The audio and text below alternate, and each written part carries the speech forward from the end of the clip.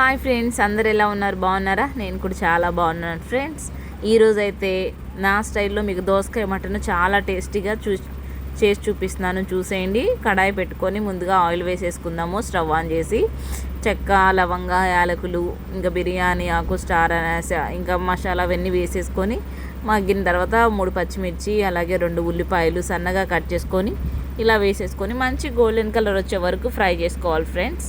మంటను మీడియం ఫ్లేమ్లో పెట్టేసి ఫ్రై చేసుకోండి. ఆ తర్వాత కొంచెం మగ్గిన తర్వాత 2 రెబ్బల కరివేపాకు అలాగే 2 టేబుల్ స్పూన్లు అల్లం వెల్లుల్లి పేస్ట్ ఫ్రెష్ తీసుకోండి. అల్లం వెల్లుల్లి పేస్టు పచ్చివాసనంత పోయే వరకు వేయించేసుకొని ఇప్పుడు మంటని లో ఫ్లేమ్లో పెట్టేసి కడిగి పెట్టుకున్న 1 kg మటన్ తీసుకున్నాను ఫ్రెండ్స్. మటన్ని యాడ్ చేసేసాను. సో ఈ మటన్ అంతా ఒక 2-3 నిమిషాలు మగ్గిన తర్వాత బాగా కలుపుకొని మగ్గబెట్టాలన్నమాట. బాగా కలపాలి. కలిపిన తర్వాత ఒక 3 దోసకాయలు అయితే తీసుకోండి ఫ్రెండ్స్. నేనైతే 3 దోసకాయలు అయితే తీసుకున్నాను. 3 దోసకాయలు తీసుకొని వాటిని చక్కగా మీకు ఏ సైజులో కావాలో ఆ సైజులో కట్ చేసి ఇలా మటన్లోనే దోసకాయ మటన్ 2 కలిపి ఉడికించాలి ఫ్రెండ్స్. దోసకాయని మటన్ని సపరేట్గా ఉడికించుకుంటే అంత టేస్ట్ బాగోదనమాట.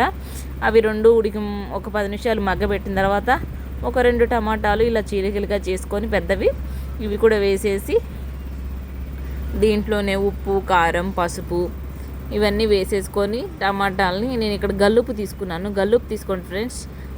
కర్రీ టేస్ట్ మాత్రం అద్దరిపోద్ది అనమాట. గల్లుప్పు వేయటం వల్ల టేస్ట్ బాగుంటుంది. ఇంకా కారం కూడా నా టేస్ట్కి తగ్గట్టు తీసుకున్నాను. 1 kg మటన్కి ఒక 3 టేబుల్ స్పూన్లు అయితే పట్టింది నాకైతే కారము. స్పైసీని బట్టి మీరు అడ్జస్ట్ చేసుకోండి. నాకైతే ఇది సరిపోతుంది.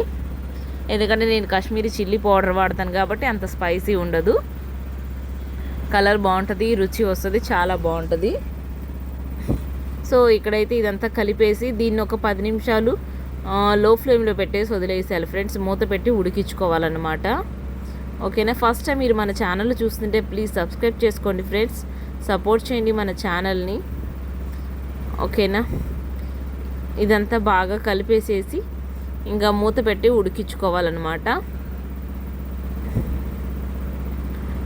ఒక 10 నిమిషాల తర్వాత మూత తీసి చూస్తే మనకి మటన్ అయితే ఇలా చక్కగా టమాటా కూడా పూర్తిగా ఉడికిపోయి వాటర్ అంతా చక్కగా పైకి తేలి చూసారు కదా, మంచి థిక్గా రెడీ అయిపోయింది కర్రీ అయితే.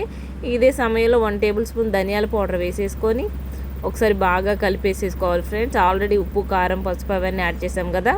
ఇప్పుడు ఇది తీసుకొని ఇందులో మనము కొంచెం కలిపిన తర్వాత 1 గ్లాస్ వాటర్ అయితే తీసుకున్నాను నేను.